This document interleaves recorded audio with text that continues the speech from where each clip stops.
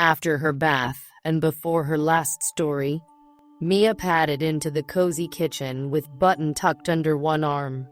On the table waited little bowls of flour, milk, butter, and yeast, all set out in a neat row.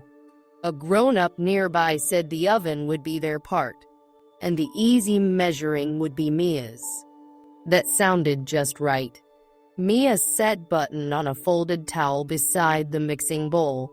The kitchen lamp glowed softly. Everything looked calm, tidy, and ready for moon-shaped breakfast rolls in the morning. Mia held the measuring cup with both hands. She scooped flour, then used the straight edge of a spoon to make the top smooth and level. A tiny white puff floated up and made her grin. Next came the warm milk, poured slowly, and a pinch of yeast that looked like sandy sprinkles.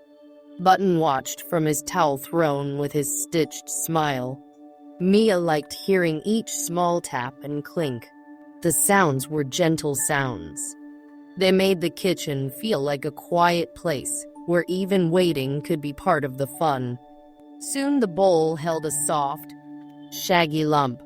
Mia washed her hands, then pressed the cool dough with careful fingers. Push, fold, turn, push, fold, turn. The dough changed under her palms.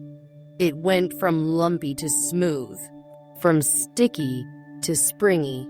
Button leaned against the flour bag as if he were studying very important baking news. A dot of flour landed on his floppy ear, and Mia laughed her quiet bedtime laugh. She needed a little longer until the dough felt soft as a pillow that had not quite puffed up yet. When the dough was ready, Mia rolled small pieces into short ropes. Then she bent each rope into a gentle crescent, like a sleepy moon lying on its side. She did not hurry. One curve at a time was enough. Button stayed close by the tray and seemed to inspect every shape. Some crescents were plump, some were a little skinny.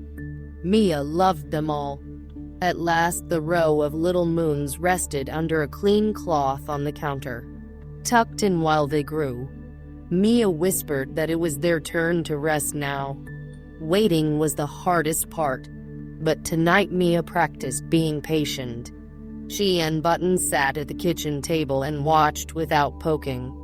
The cloth rose a little, then a little more. It was almost like watching a yawn happen very slowly. Mia counted 10 soft breaths, then 10 more. The house was peaceful. When the cloth was lifted for a peek, the crescents looked fuller, rounder, and ready for the grown-up's careful next step away from Mia's hands. Mia knew the rule, and she liked the rule. The hot part belonged only to the grown-up, so she and Button went to wash the last dusting of flour from their hands and paws. Soon they left the kitchen doorway behind and padded down the hall for pajamas, teeth, and one more drink of water. While Mia brushed, a warm smell drifted through the house. It was buttery and yeasty and cozy all at once. Mia closed her eyes for 1 second just to breathe it in. It smelled like tomorrow being made very gently. By the time Mia climbed into bed, Button was back in her arms and the moon was shining on the floor in a pale silver stripe. The house that had held flour in bowls now held the soft scent of fresh bread.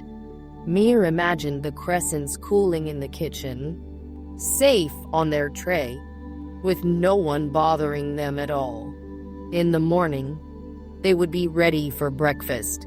Tonight, they could simply rest. Mia rubbed Button's ear, found the tiny flour dot, and smiled at the thought of moon bread waiting downstairs. Mia pulled her blanket to her chin and listened to the quiet home sounds settle for the night. Somewhere far off, a dish was set down. Then everything grew still. The bread scent lingered like a warm goodnight hug from the kitchen. Mia took one slow breath, then another. Button stayed tucked beneath her arm, soft and familiar. Downstairs, the crescent rolls waited safely for morning. Upstairs, Mia's eyes closed. Her room was calm. Her bed was warm. And with Button beside her, she fell asleep before breakfast had even begun.